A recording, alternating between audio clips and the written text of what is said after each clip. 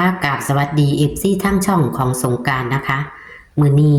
จะมีแนวทางตำลาวของพบประสงค์ออกนามมาฝากค่ะ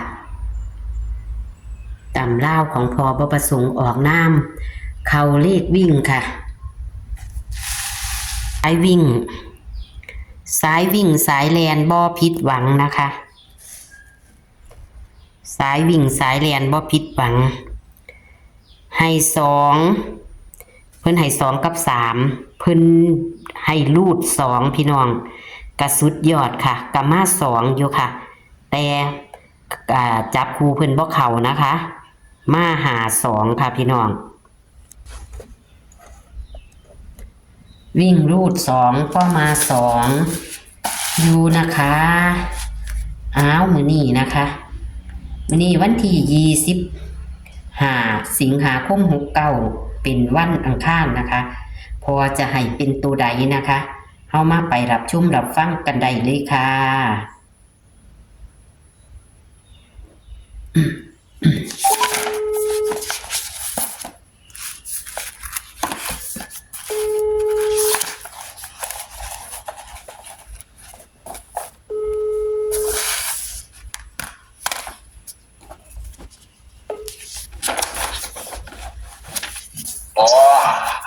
สวัสดีค่ะพ่อ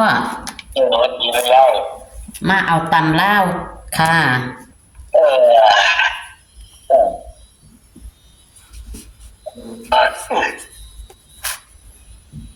ตำลาวสมมติเลยค่ะมันเข้าเลขวิ่งอยู่ดอกพ่อเขาโง่มันว่าหกของเขาบอกเจ็ดสองนู่นนั่นมันว่าขายตั้ง2 5 2ขึ้นแต้มลงแต้มมีตากันดอนนี่แม่เรียก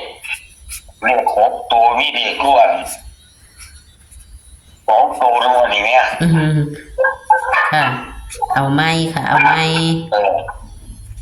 มีตา5นี่แม่มันก็มาคักโพดเนาะหาเนาะอาจารย์ได้ก็ตายหมดมันเป็นมาคักโพดมาคักมาแน่มาตั้ง4ตัวโลดลูก6 ขาเท่านั้นเป็นแก้วหูยอดแม่นมี6 5กับ52เท่านั้นแหละแต่ว่าซุ่มนั่นแหมจังได๋จังมา4ค่ะเอ้ยมี4ตัวเอาลูกไอ้เพิ่นไปโอ้โหก็เนาะพ่อเบิ่น6ปั่นไปหาออกไปง่ายเลยเดี๋ยวมันก็ตำดอกพ่อมาเอาไม้เฮาบาดนี้เอาไปนี่เลขให้กระล่างมาก่อน3 2มีกี่แน่3 2 7 6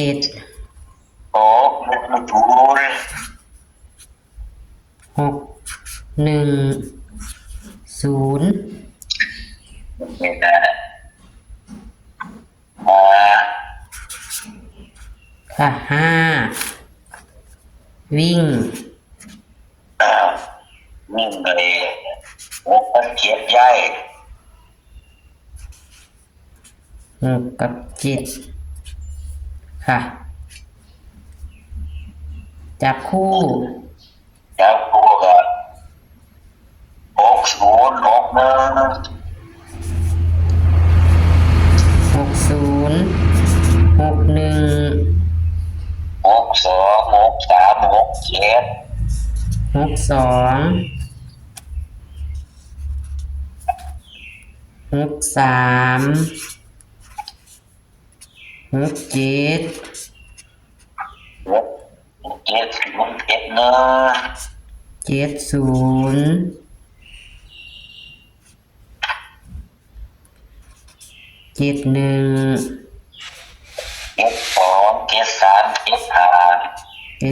72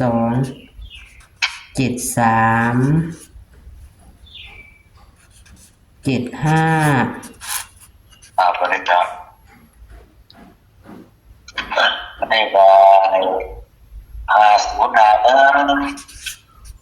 50 51ครับ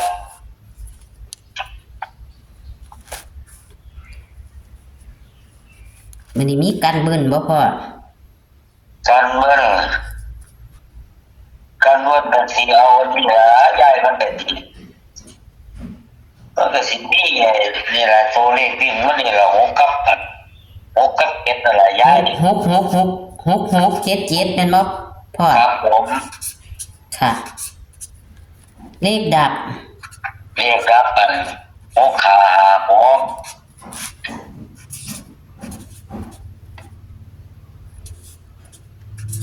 ค่ะ ดับบนล่าง ตัวเน้นดิพ่อตัวเน้นมันก็มีเหลือย้ายมี7มี70 71 70 71 72ครับอันนี้ครับ70 71 72แล้วก็มีเน้นใส่ละ6ตัวละย้าย5ตัวละ75นี่ก็แม่นเนาะครับผม75แล้วแบบย้าย67แม่นบ่พ่อบ่ฮอด75ค่ะมี71 72 73นำแม่นบ่70 71นั่นล่ะ70 71 72 73 75มีอยู่5ตัว1 2 3 7ตัวต่อไปเอาแล้วค่ะบัดนี้ก็คือ6กันคือ61นั่นล่ะบัดนี้61ครับค่ะมันก็จะเป็น6ตัวค่ะเป็น6ตัวครับตัววิ่งดิพ่อ6กับ7ดินี่ล่ะเน้นที่7ละย้ายค่ะเอาไม้ค่ะมื้อนี้ขอให้เข้าเนาะพ่อแง่มันไปนำกันเบิดพวกกันมันบ่ได้มันก็มาหลักบ่เฮาอยู่ดอกตีว่าบ่6 2ก็7 2นั่นล่ะเดี๋ยวมันมาหา2ค่ะ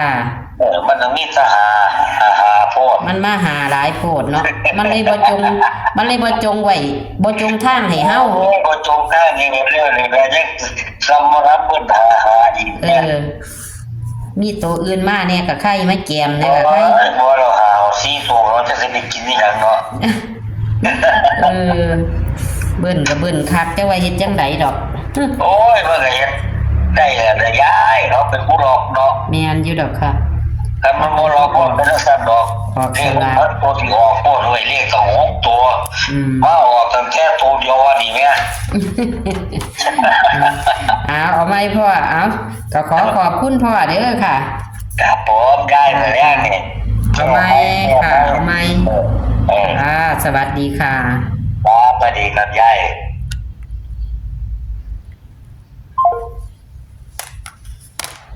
ตัวเลขแนวทางของพอกะมาวิ่งอยู่เด้อค่ะวิ่งของพอกับเขาอยู่นะคะแต่ว่าจับคู่เพิ่นหังจับ62เนาะค่ะจับ62ก็เลยเป็นว่าจับคู่บ่เข้านะคะ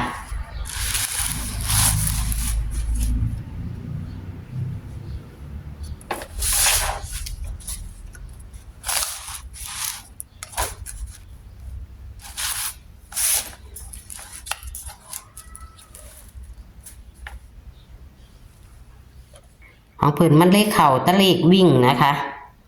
วิ่ง2เพิ่นเน้น2ซ้ำพี่น้องกะมาของเพิ่นอยู่กะมาหา2นะคะจับคู่บ่เข้าค่ะให้2 6ก็ไปออก2 5 2เนาะเอาวันที่25ค่ะ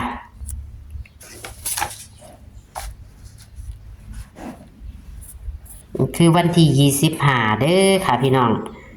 แคปหน้าจอเอาค่ะ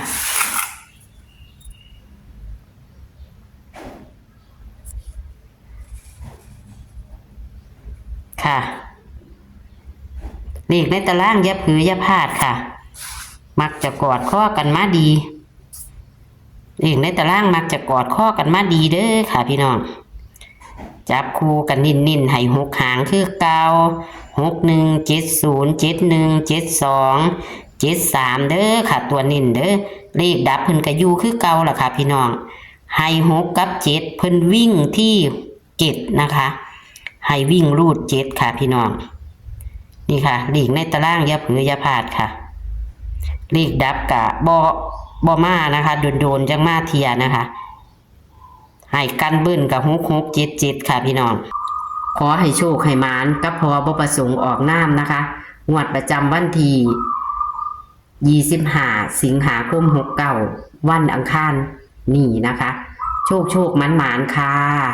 ขอคนละไลค์คนละแชร์นะคะให้กับพอบประสงค์ออกนามและช่องของสงกรานต์เหมือนเดิมค่ะคลิปนี้ก็ฝากไว้ซ้ำนี้ค่ะเจอกันคลิปหน้าค่ะสวัสดีค่ะ